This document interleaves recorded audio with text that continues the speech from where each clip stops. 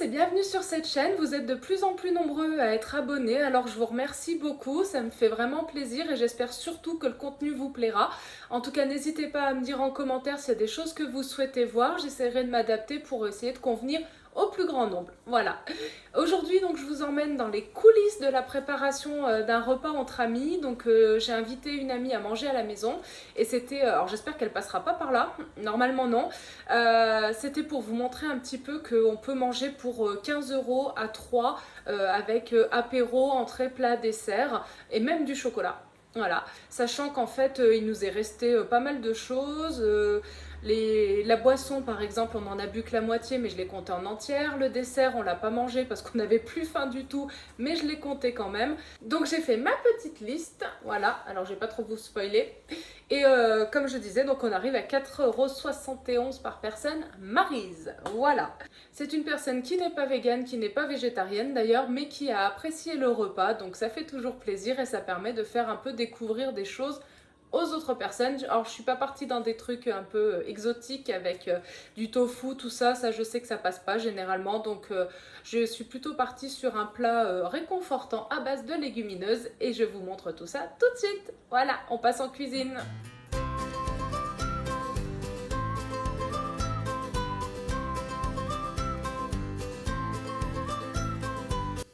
Alors en entrée, je voulais quelques crudités, donc du coup je nous ai fait une salade de carottes râpées avec des pommes parce que j'adore ça, dans lequel j'ai rajouté quelques petits oignons blancs histoire quand même de faire un petit goût un peu plus salé, et j'ai rajouté en décoration, vous le verrez après, donc des graines, des cranberries et différents oléagineux.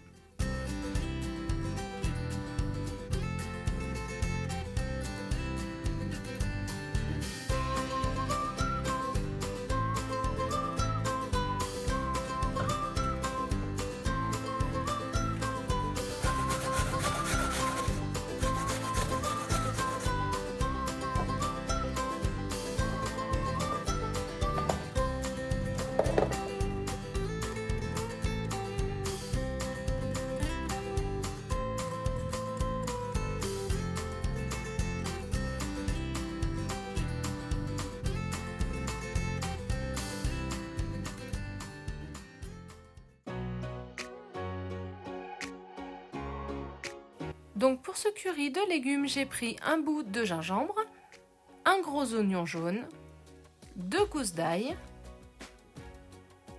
le tout que l'on va peler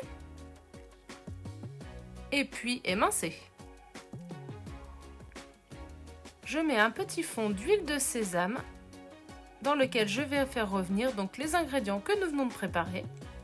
Je rajoute une belle noisette de margarine et je vais préparer ma patate douce que je vais couper en petits dés.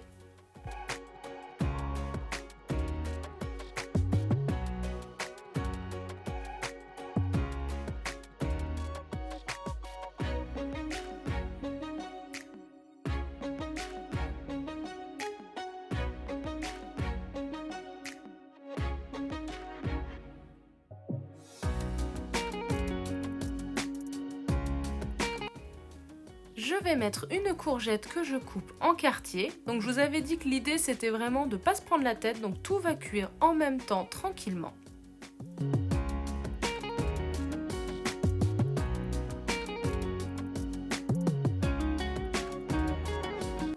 Pour terminer la recette, je rajoute une demi-brique de sauce tomate, un petit peu d'eau, de la crème de soja et je fais mijoter tout ça pendant 20 bonnes minutes.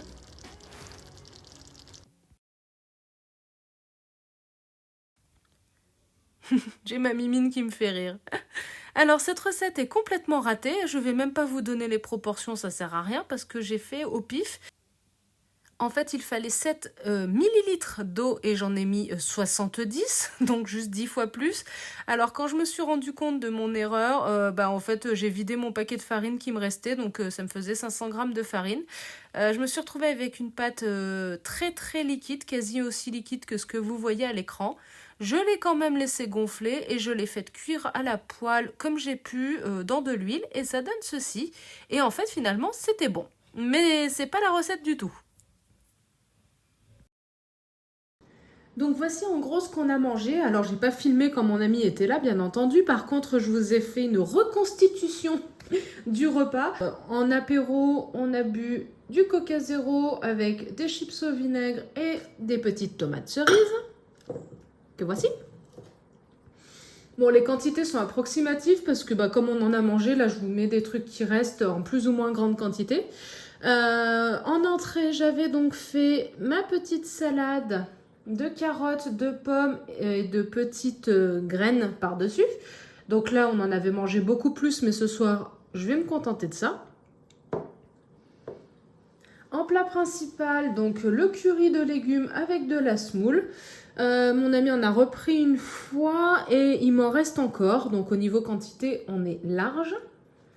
J'avais donc le pain que voici, qui honnêtement est bien aéré et bien moelleux. Même si la pâte était complètement ratée et hyper compliquée à travailler, au final, écoutez, je suis vraiment contente du résultat. Bon, c'est un peu gras parce que je les ai fait revenir dans l'huile. En dessert, on n'en a pas mangé parce qu'on n'avait plus faim, mais il y avait de la pastèque. Et on a pris du chocolat.